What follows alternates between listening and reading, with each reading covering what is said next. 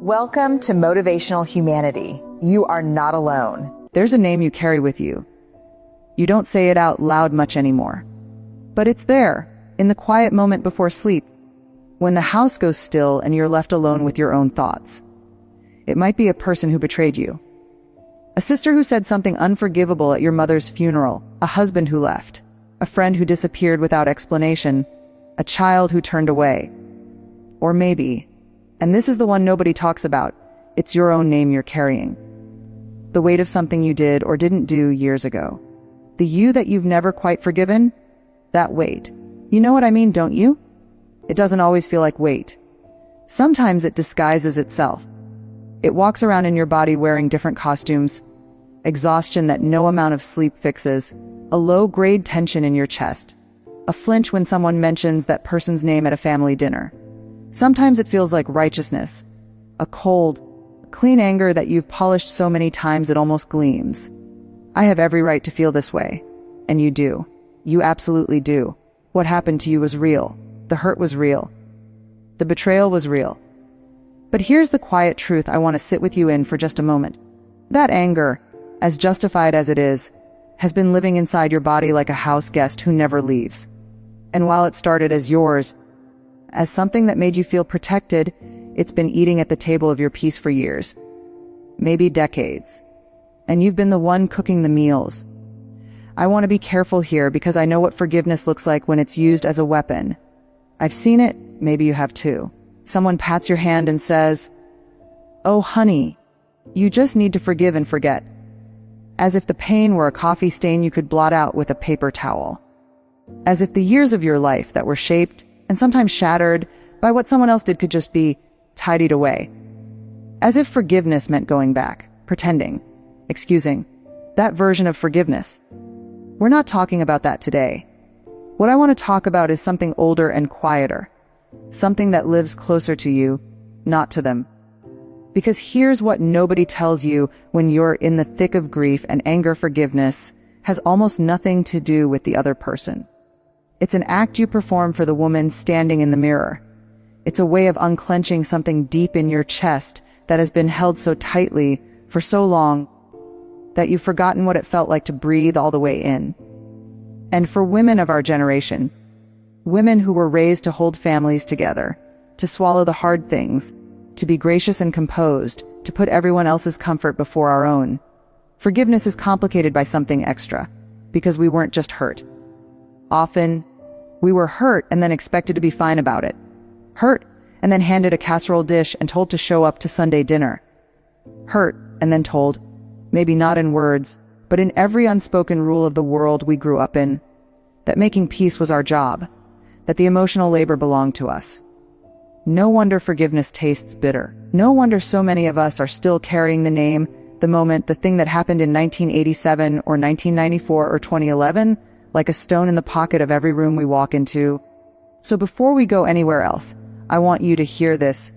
The fact that you haven't forgiven yet doesn't make you broken. It doesn't make you bitter. Though the world may have called you that, it makes you human. It means you felt something real, you valued something real, and losing it, or having it taken, left a mark. That mark is not a character flaw. It's evidence that you loved. But here's what I've come to understand. Through my own long detours, through anger and grief, and through years of sitting with women in their most honest moments. There comes a day when the energy it takes to keep the wound open starts costing more than the energy it would take to begin, slowly and perfectly to let it close, not for them.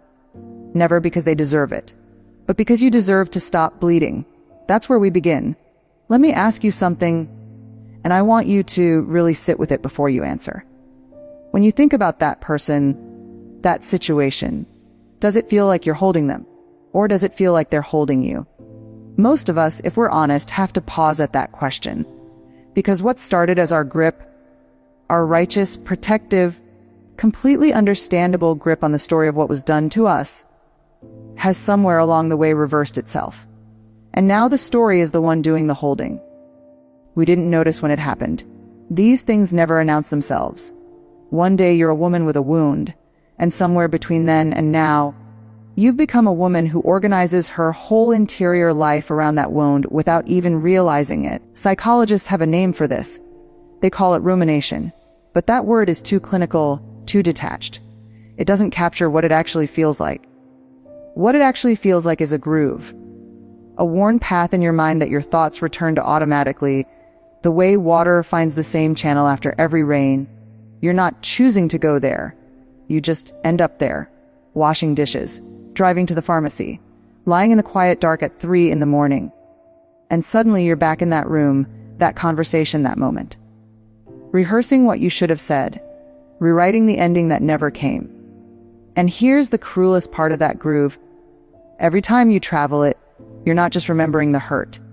Your nervous system doesn't know the difference between memory and present experience. When you replay the betrayal, your body responds as if it's happening now. Your cortisol rises. Your heart rate shifts. Your muscles carry a low, almost imperceptible tension, a readiness to defend. You are, in the most biological sense, re-experiencing the wound. And again, while they, in all likelihood, are not thinking about you at all. I know that's hard to hear. I'm not saying it to wound you further. I'm saying it because I think somewhere, underneath everything, you already know it. The person who hurt you has moved on. Maybe they justified what they did. Maybe they rewrote the story so they came out looking fine. Maybe they genuinely forgot. And here you are, years later, still attending to their damage like a loyal caretaker of someone else's wreckage. That's not justice. That's not even punishment. That's just loss. One more loss, quietly accumulated on top of the original one. Now, and this is important, I'm not saying this to shame you into forgiving. Shame has never healed anything. Not once. In the entire history of human emotion, has someone been shamed into genuine peace? What I'm saying is this: when we understand why we hold on, the holding starts to loosen just a little on its own. Not because we willed it to, but because understanding brings a kind of compassion for the situation, yes, but more importantly, for ourselves. So why do we hold on? Part of it is protection. When someone causes us real harm, our psyche makes a perfectly reasonable calculation. Remember this: stay alert. Don't let it happen again. The anger becomes a kind of early warning system, a sentinel standing at the edge of our peace, scanning the horizon. For a while, that serves us. In the immediate aftermath of betrayal, anger is actually functional. It gives us clarity. It gives us the energy to make changes, set boundaries, leave rooms we should have left sooner. But sentinels are exhausting. They don't sleep. And when we keep one standing long past the danger, when we're still on high alert 5 years, 15 years later, what was once protection becomes something closer to a prison. We've built walls to keep them out, and we've accidentally locked ourselves inside. There's another piece to this, one that women especially carry, and it lives in a quieter place. Sometimes we hold on because the wound is all that's left of something we loved. The anger is grief in disguise. If we let go of the bitterness toward the friend who abandoned us, we have to feel the full weight of the friendship we lost. If we stop being furious at the man who left, we have to mourn the marriage, the future we imagined, the woman we were when we believed in it. The anger keeps us from the softer, more devastating grief underneath. Holding on can feel like holding something, and grief can feel like holding nothing at all. But here's what I want you to consider. That grief, the real grief beneath the anger, it's not a bottomless pit. I know it can feel that way. I know when you catch a glimpse of the sadness under the fury, every instinct says don't go in there, you'll never come back. But that's fear talking. That's the part of us that equates feeling with drowning. In reality, grief moves. Anger, held long enough without resolution, calcifies. It becomes part of the architecture, a load-bearing wall you've built your whole interior life around. But grief, when we finally allow it, moves through us like weather. It comes in, it is ferocious and tender and real, and then if we let it, it passes. Not once and forever. Grief doesn't work that way. But it passes enough. It passes enough that on the other side of it, there is room. Room that the anger was filling up. Quiet space that was yours all along. And there's one more reason we hold on. Maybe the most overlooked one. Sometimes unforgiveness is where we store our self-worth. If what they did was wrong, and it was, then our anger is the proof. Our refusal to forgive is the evidence that we matter, that what happened to us mattered, that we are not someone to be treated that way and simply smile and move on. To forgive feels, in some deep wordless place, like admitting it was acceptable, like saying it didn't matter after all. But forgiveness isn't a verdict on the past. It's not you standing in a courtroom saying, "I find you not guilty." It's you standing in your own life saying, "I refuse to let this case define the rest of my years." Those are completely different things. And that distinction, really feeling it in your bones, is where the whole conversation about forgiveness has to begin. So we've named the wound, we've sat with why we hold on. And maybe something has shifted just slightly, a small loosening. A crack of light under a door you'd forgotten was there. Now comes the part where most conversations about forgiveness go wrong. Because this is usually where someone hands you a list. 5 steps to forgiveness. A tidy little roadmap with numbered milestones and a finish line. And I want to be honest with you. That's not what this is. Forgiveness isn't a checklist you complete once and file away. It's not a single dramatic moment where you close your eyes, say the words, and feel the weight lift cleanly off your shoulders. Sometimes it is a moment. Sometimes grace arrives exactly like that, sudden and inexplicable. But for most of us, most of the time, forgiveness is a practice. A direction we choose to walk in, not a destination we arrive at. It's more like tending a garden than crossing a finish line. And some days, you're going to go backwards. You'll think you've made peace with something, and then a song will play, or someone will say a name, or you'll find an old photograph, and you'll feel it rise back up in you, fresh and fierce as ever. That doesn't mean you've failed. That doesn't mean the work you've done was wasted. It means you're human, tending to something real, in the deeply nonlinear way that all real healing actually moves. So let's talk about what the practice actually looks like, not as prescription, as possibility. The first thing, and this is the one that quietly changes everything, is separating the person from the pain, not excusing them, not softening what they did, but recognizing that most people who hurt us weren't sitting in a room somewhere, carefully planning your undoing. Most of them were operating from their own wounds, their own limitations, their own blind spots and fears and survival strategies. That doesn't make what they did acceptable. It doesn't mean you owe them understanding, but when you can begin to see them as a limited, flawed, fully human person, rather than a villain whose entire purpose was to harm you, something shifts. The story gets more complicated, and complicated stories have more room in them.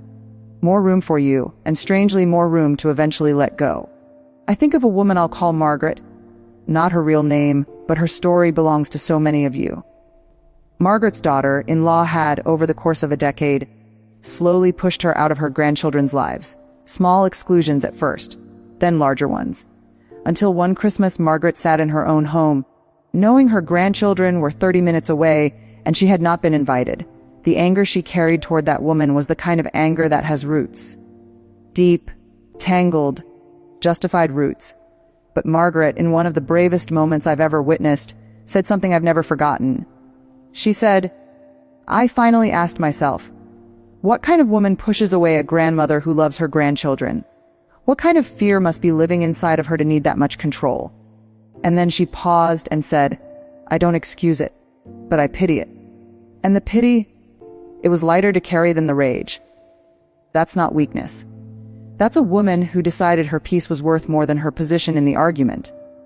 The second piece of the practice, and this one is specifically for those of you carrying self-forgiveness, is learning to extend to yourself the same mercy you'd offer a dear friend.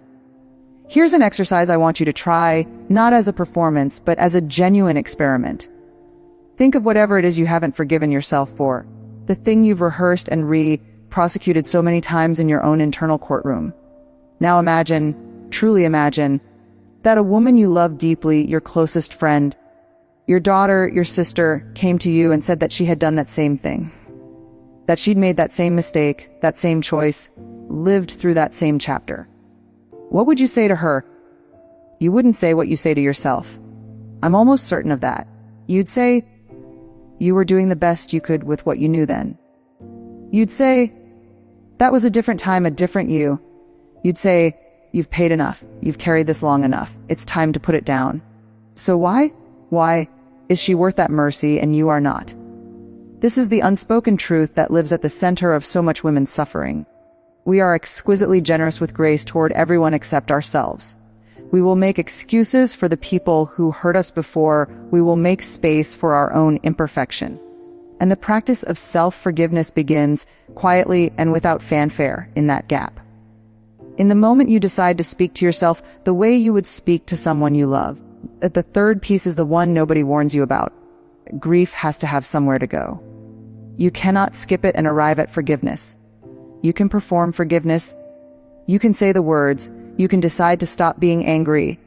But if the grief underneath hasn't been acknowledged, if you haven't sat with the loss of what you wanted, what you deserved, what you will not get back, then the forgiveness is a coat hung over a wound. It looks fine from the outside, but underneath, it's still bleeding. So give yourself permission to grieve, not to wallow. There's a difference, and you already know the difference in your body. Wallowing circles. Grief moves forward, even when it's painful. Grieve the relationship you deserved and didn't get. Grieve the apology that never came and likely never will. Grieve the version of yourself that existed before the wound, before the worriness, before you learned to hold people at a certain careful distance. She was real, that earlier version of you. Her trust was real. What was done to that trust was real. She deserves to be mourned. And here's something that surprised me when I first truly understood it. Grieving that loss doesn't mean the wound wins. It means you win. Because you're finally telling yourself the truth about what happened. You're no longer minimizing it to stay functional or inflating it to stay protected. You're just letting it be what it was. True and past. The fourth piece, and this may be the most practical, the most actionable, is choosing the story you live in going forward. Not rewriting what happened. Not pretending it was fine. But deciding what role it plays in the story of your life from here. There's a version of your story in which the betrayal, the wound, the person who hurt you, is the central event. Everything radiates out from that. It defines the chapters before it and after it. It is the sun that your whole narrative orbits. And there's another version, not a lesser version, not a version that erases what happened, in which that wound is part of your story, real and true, and part of the landscape of a life fully lived, a chapter, a season.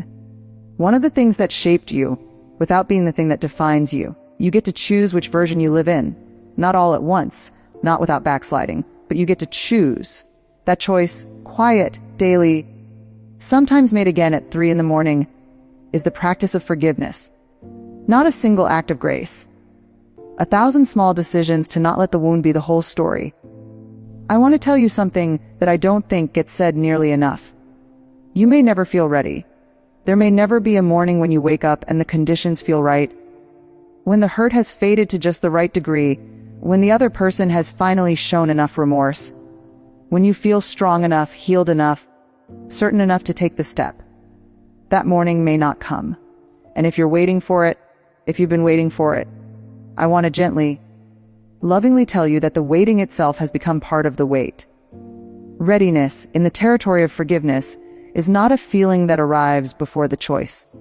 It's a feeling that arrives because of the choice. You don't feel ready and then forgive.